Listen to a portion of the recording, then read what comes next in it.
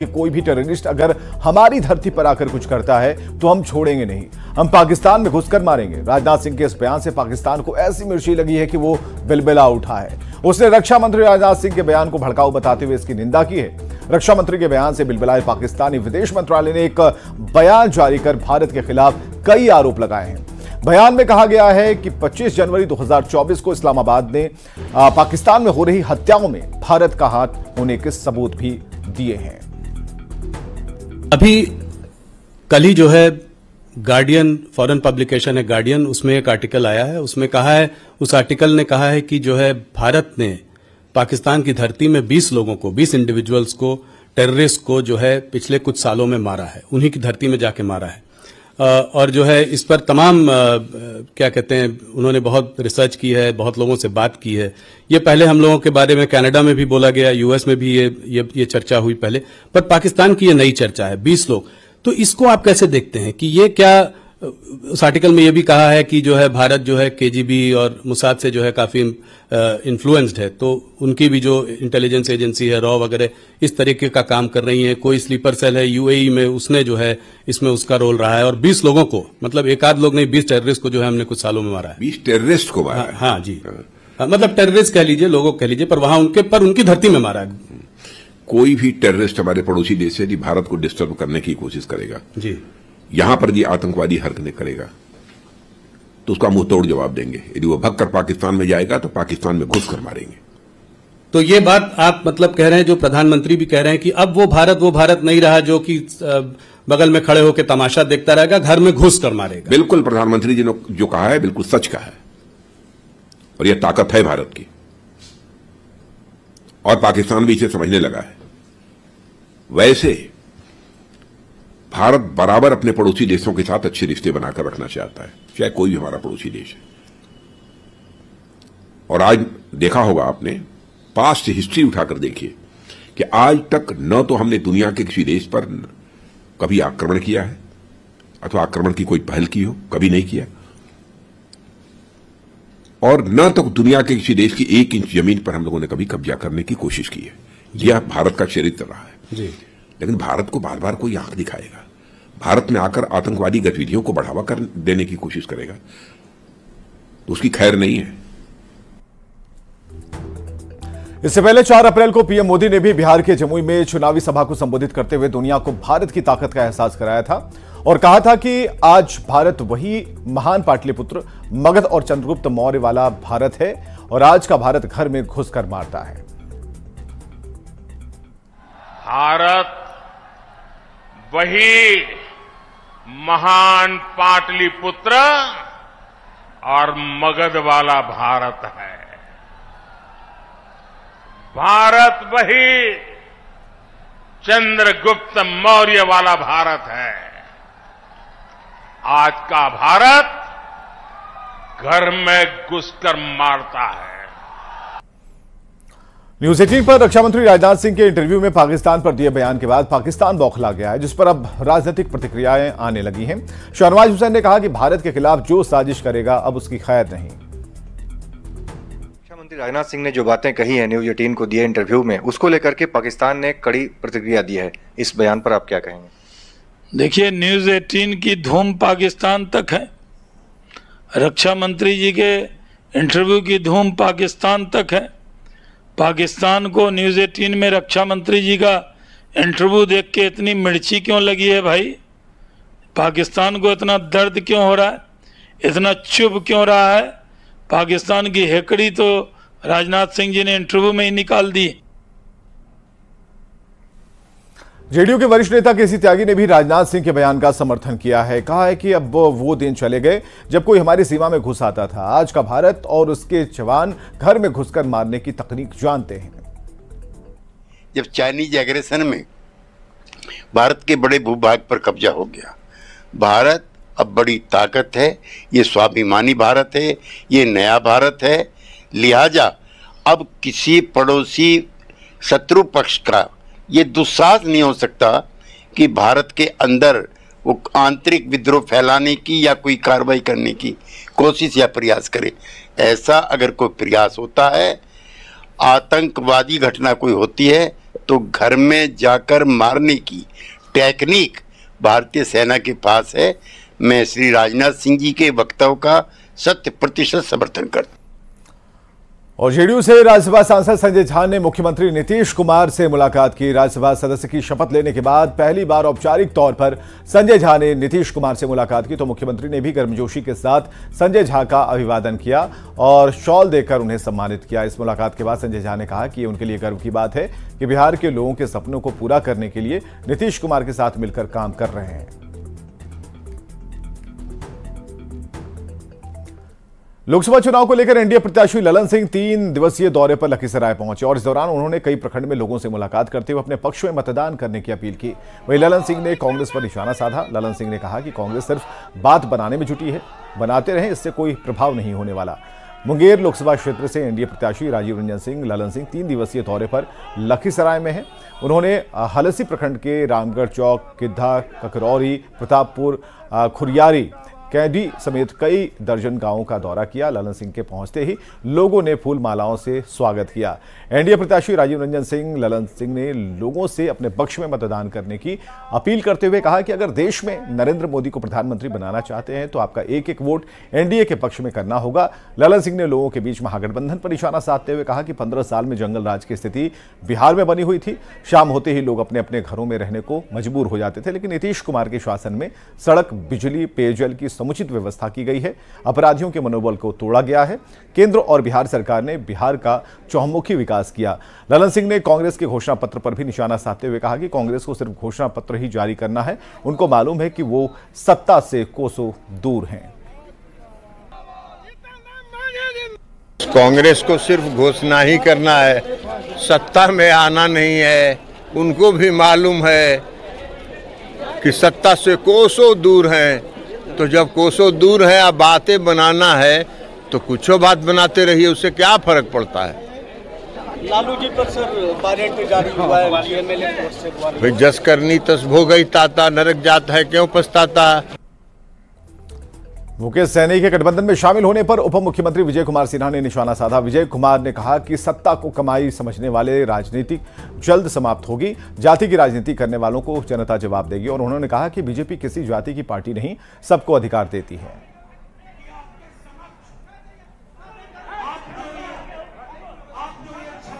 बनाते हैं उनको निराशा हाथ लगेगी।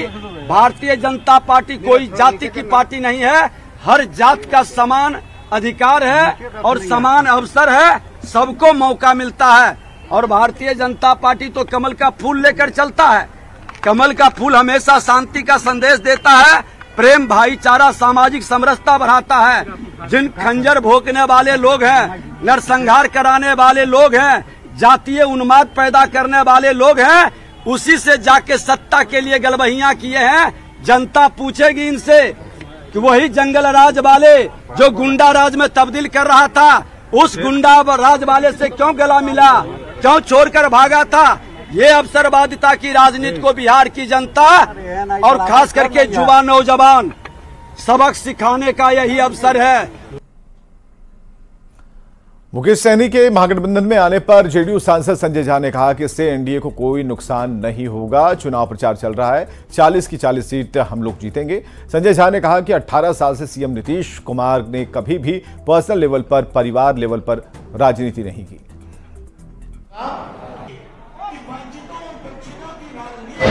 चुनाव प्रचार और 40 सीट पर हमारे प्रत्याशी डिक्लेयर्ड हैं और जो माहौल देश का है, जिसको प्रधानमंत्री बनाना है, कौन सी सरकार बनानी है, वो बिहार के लोग जानते हैं। आरजेडी ने अभी तक अपने ऑफिशियली अनाउंसमेंट नहीं किए हैं कैंडिडेट्स के साथ। उधर जेडीयू बीजेपी के सभी कैंडिडेट्स अनाउंस है ना। मैं अपनी बात कर सकता हूँ, जो एनडीए की बात है, एनडीए में बहुत कोहेसिव तरीके से पूरा कैंपेन चल रहा है। मंत्री हरी सैनी ने मुकेश सहनी के महागठबंधन में शामिल होने पर हमला बोला। हरी सैनी ने कहा कि मुकेश सहनी ने अपने समाज के लिए आज तक कुछ नहीं किया। लोकसभा चुनाव में मुकेश सहनी का कोई प्रभाव नहीं पड़ने वाला है। पहली बार पीएम मोदी ने मछुआरों के लिए अलग मंत्रालय का गठन किया। मछुआरा कल्याण के लिए केंद्र और राज्य सरकार ने कई काम किए हैं। अरे मुकेश जी को भी जो सम्मान, 11 टिकट उस समय में किसी ने न सोचा होगा कि उस समय में इस तरह से उन्हें दिया जाएगा। लेकिन भारतीय जनता पार्टी का चिंतन देखिए, उसने सोचा कि इतनी बड़ी आबादी है तो 11 टिकट मैं दूंगा तो निश्चित रूप से इस समाज से जब जनप्रतिनिधि बनकर आएंगे, विधायक चुने जाएंगे, तो वो अपने समाज का कल्याण का विषय उठाएंगे और उस समाज का कल्याण भी होगा।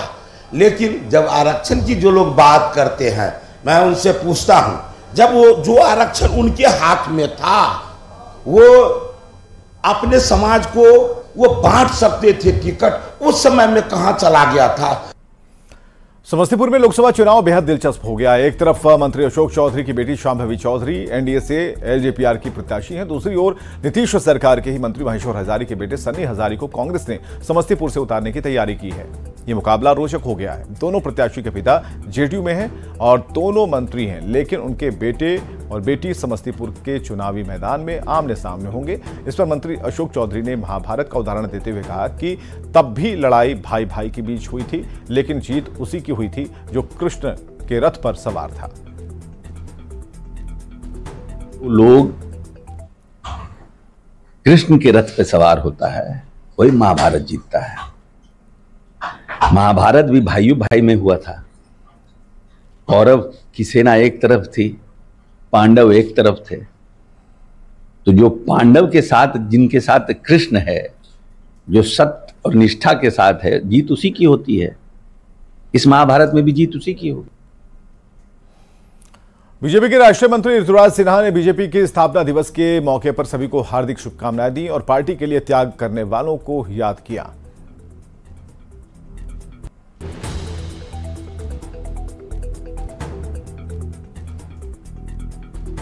घर में उम्मीदवार, अब पूरा शहर ढिंढोरा। महागठबंधन के घटक दल कांग्रेस पार्टी को 9 सीट मिला, 3 अब तक उम्मीदवार इन्होंने घोषित किया। तेजस्वी यादव जमुई में आज चुनाव प्रचार कर रहे हैं। जमुई जाने से पहले पटना एयरपोर्ट पर तेजस्वी यादव ने कहा कि एनडीए के नेताओं की ओर से जो झूठ प्रचार किया जा रहा है, उसकी सच्चाई जनता के सामने रखेंगे। जमुई में पिछले दिनों पीएम मोदी की सभा को लेकर तेजस्वी ने निशाना साधा और कहा कि पीएम ने ना तो एनडीए में परिवारवाद पर कुछ बोला और ना ही जमुई में 10 साल में हुए विकास की बात की। जनता के बीच अपनी बात को रखेंगे। जो लोग भी झूठ और हवाबाजी कर रहे हैं, हकीकत तो सच्चाई जो है जनता के बीच हम लोग रखेंगे। और आप लोग जान रहे हैं, जमुई जब प्रधानमंत्री जी गए तो एक बार भी परिवारवाद के बारे में उन्होंने जिक्र नहीं किया। क्यों नहीं किया? क्योंकि खुद के उनके हर जगह बिहार में प्रत्याशी जो है किसी ना किसी घराने से, राजनीतिक परिवार के लोग ही, तो इसलिए वो नहीं बोले। लेकिन फिर भी कोई बात नहीं। लेकिन प्रधानमंत्री जी को कम से कम ये तो बताना चाहिए था कि जमुई के विकास के लिए उन्होंने क्या कौन सा कारखाना लगा। पीएम मोदी ने बिहार में एनडीए के चुनाव प्रचार की शुरुआत जमुई से की थी। इसे लेकर जमुई से बीजेपी विधायक श्रेयसी सिंह बेहद उत्साहित हैं। श्रेयसी सिंह ने कहा कि जमुई से जो लहर चली है उसका असर पूरे बिहार में दिखेगा और 4 जून को बिहार की 40 की 40 सीट एनडीए के खाते में जाएगी। आदरणीय प्रधानमंत्री जी ने अपनी चुनाव की पहली रैली जमुई से शुरू करके एक बहुत बड़ा संदेश पूरे बिहार में भेजने का काम किया है और मुझे पूरा उम्मीद है कि जो लहर जमुई से चलेगी वो 40 में से 40 सीट पार करने का काम बिहार में करेगी। जो जमुई को लेकर परिवारवाद और तमाम चीज़ों को भी लेकर के जो विपक्ष है, खास करके जो महागठबंधन के लोग हैं, वो सवाल खड़े कर रहे हैं, इसका जवाब भी बीजेपी को ही देना। देखिए, इस वक्त जो आम जनता है, जो हमारे मतदाता है, वो निश्चित रूप से लोकसभा का चुनाव है और सिर्फ अपना कैंडिडेट नरेंद्र मोदी जी को पूरे भारत में मान के चल रहे हैं। लोकसभा चुनाव को लेकर सभी प्रत्याशी चुनावी मैदान में उतर गए हैं और इसी को लेकर वाल्मीकि नगर से जेडीयू प्रत्याशी भी चुनाव की तैयारी में जुट गए हैं। इस दौरान जेडीयू प्रत्याशी सुनील कुमार ने बताया कि वे जनता के बीच केंद्र और बिहार सरकार के विकास कार्यों को लेकर वोट मांग रहे हैं। नरेंद्र मोदी जी ने जो काम करके दिखाया है और जो गौरव और सम्मान पूरे विदेश में जो बढ़ा है, यह हम सबों के लिए गौरव की बात है। उस आधार पर हम लोग चुनाव में जा रहे हैं। कहीं लड़ाई नहीं है, बड़े ही मुस्तैदी के साथ लोग, आम जनता जो है, नरेंद्र मोदी जी को तीसरी बार प्रधानमंत्री। पाटलिपुत्र लोकसभा सीट को लेकर बीजेपी आरजेडी ने जोर लगा दिया है। एक तरफ बीजेपी के रामकृपाल अपने वोटरों से मिल रहे हैं, दूसरी तरफ मीसा भारती भी पीछे नहीं है। और इस दौरान मीसा भारती ने रामकृपाल पर निशाना साधते हुए कहा कि विकास का कोई काम नहीं किया गया है। रामकृपाल यादव ने भी पलटवार करते हुए कहा कि बरसाती मेढक अब पाटलिपुत्र में दिखने लगे हैं। देखिए, जो डबल इंजन की सरकार है भाजपा और एनडीए, सिर्फ उनका मकसद होता है कि चुनाव के समय लोगों को कैसे बहला के फुसला के उनका वोट ले ले। उनका सिर्फ यही एक मकसद है, वोट के लिए।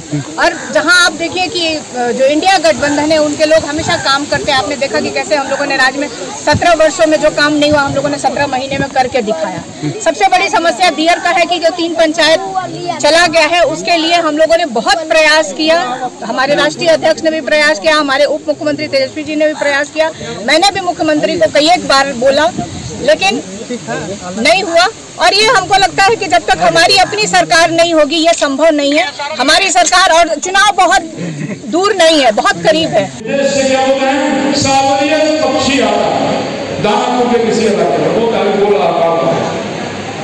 उसी तरह से 5 साल में कोई आया है मौसम में जब चुनाव होगा, निर्णय आपको करना है।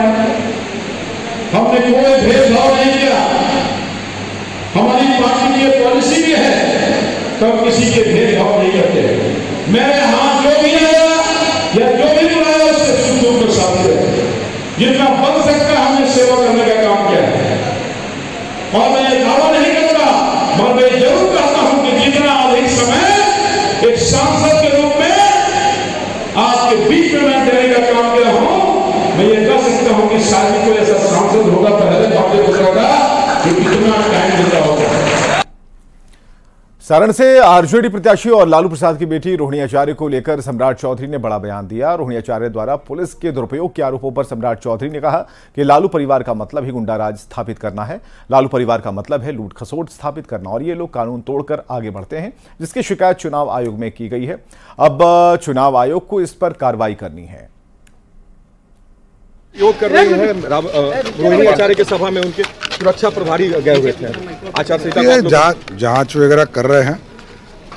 राज्य निर्वाचन आयोग या इलेक्शन कमीशन इस पे अपना कॉन्जियस ले, लोगों ने आवेदन दिए हैं, उस पर कार्रवाई करनी चाहिए। इस तरह की सर जो मतलब ये कि अरे तो लालू जी के परिवार से आप क्या अपेक्षा करते हैं?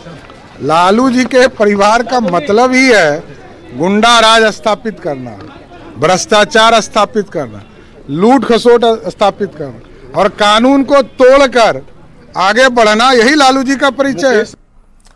और पटना से बड़ी खबर है, कबाड़ के गोदाम में आग लग गई। आग बुझाने की कोशिशें जारी हैं। दमकल की 10 गाड़ी आग बुझाने की कोशिश में जुटी है। लाखों की संपत्ति के नुकसान की बात कही जा रही है। कबाड़ में आग लगी और ये पूरा आसमान काला हो चला है और शॉर्ट सर्किट से आग लगने की आशंका जताई जा रही है। बाईपास थाने के शिवलोक नगर की घटना है और आग की भयावहता आप इन तस्वीरों में देख सकते हैं। लाखों का नुकसान हुआ है और आग बुझाने का जो प्रयास है वो किया जा रहा है। इस वक्त आप देख पा रहे हैं बाईपास थाने के शिवलोक नगर की घटना है। वहां पर जो स्थानीय लोग हैं उनकी तरफ से खबर की गई है फायर ब्रिगेड की टीम को और ये कबाड़ यहाँ पर रखा गया था, उस कबाड़ में ही आग लग गई।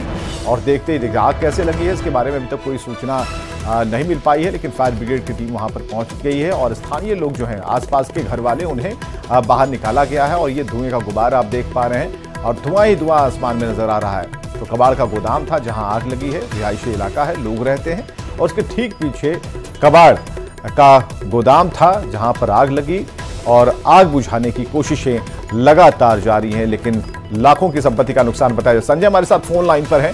संजय, क्या आग पर काबू पा लिया गया है, क्या खबर है? देखिए, आग पर काबू पाने की कोशिश अभी भी जारी है, हालांकि काफी हद तक कंट्रोल किया गया है, लेकिन अफरा तफरी का माहौल। गोडाउन है ये कबाड़ का। फिलहाल जो दमकल कर्मी वहां पहुंचे हैं उन्होंने कहा कि और गाड़ियां आ रही है, लेकिन पूरी तरीके से काबू नहीं पाया गया, लेकिन थोड़ी देर में संभवतः आग पर काबू पा लिया जाएगा।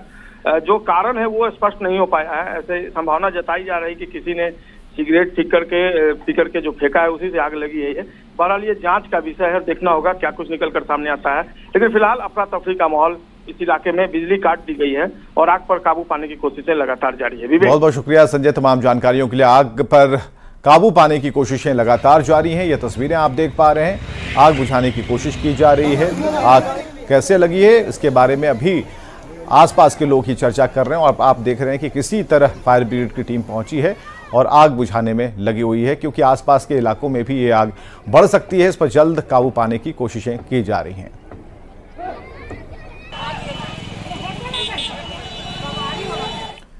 पटना के सालेमपुर थाना क्षेत्र में ईंट भट्टे के मैनेजर से 1.5 करोड़ रुपए की रंगदारी मांग की गई। हालांकि मामले की जानकारी होने पर केस दर्ज करने के बाद पुलिस ने फौरन कार्रवाई करते हुए 3 अपराधियों को पकड़ा है। इनके पास से 3 राइफल समेत कई सामान मिले हैं। फिलहाल पुलिस छानबीन में जुटी है।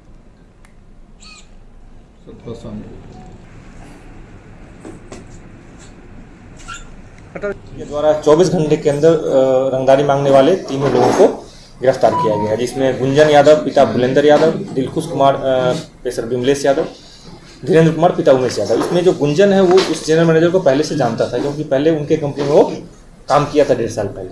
इसकी वजह से वो उसको पहचानते थे और जब वो रास्ते में जा रहे थे उनको देख कर उन्होंने गाड़ी रोक दी, जिसके बाद इन तीनों द्वारा उनसे रंगदारी मांगी गई। इसमें गुंजन का पहले से भी आपराधिक इतिहास रहा है। 2020 में एक अपहरण के केस में जेल गया और दिलखुश कुमार है, ये पहले मोटरसाइकिल चोरी के केस में मालसलामी थाना से जेल गया। मुजफ्फरपुर के मेहदी हसन चौक की घटना, जहां सरकारी बस की चपेट में आने से 4 साल के मासूम की मौत हो गई। घटना से नाराज लोगों ने बस में तोड़फोड़ की है, बस चालक की पिटाई की है। मौके पर पुलिस पहुंची और चालक को गिरफ्तार कर लोगों की भीड़ को शांत कराया है। मुजफ्फरपुर में यह तस्वीर सामने आई। हादसे से नाराज लोगों ने हंगामा करना शुरू कर दिया और ये ड्राइवर है जिसकी लोगों ने पिटाई की है। हालांकि पुलिस यहां मौके पर पहुंची और तुरंत उसे वहां से लेकर चली गई और पुलिस लोगों को समझाने बुझाने में लगी हुई है। वहाँ पे रोड टूटा हुआ, हल्का सा मोटरसाइकिल से खड़ा है, हल्का सा सटा गाड़ी सीलो था बस। उस पर देखा अगल का चक्कर निकल गया, पिछले का चक्कर जैसे निकलने वाला था चढ़ा दिया, ये स्पीड में लेकर के भाग आया। ये हम आवाज देते रह गए, रुक जा, रुका नहीं। यहाँ पे पब्लिक लोग को रोका तो जाकर के रोका। ये अबू बकर, कितने साल का है? ये 4था साल चल रहा है इसका। 4 साल। सड़क दुर्घटना हुई है, छोटे मासूम बच्चे की जान चली गई सर। ये स्मार्ट सिटी के नाम पे लूट है सर, हर जगह शहर में गड्ढा है। और खबरें लगातार जारी हैं, बने रहिए हमारे साथ।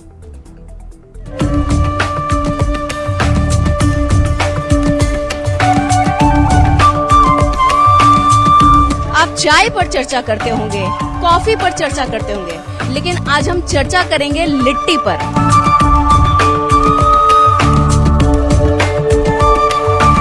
खेल तो पावर का ही होगा ना। पावर के आगे सब फेल है। नहीं, सुन लीजिए, फेल होगा। आपकी जो है 24 चुनाव, ये कुछ और होगा। कहाँ से आप? आरा डिस्ट्रिक्ट। अरे आरा जिला उखाड़ दे लकीला।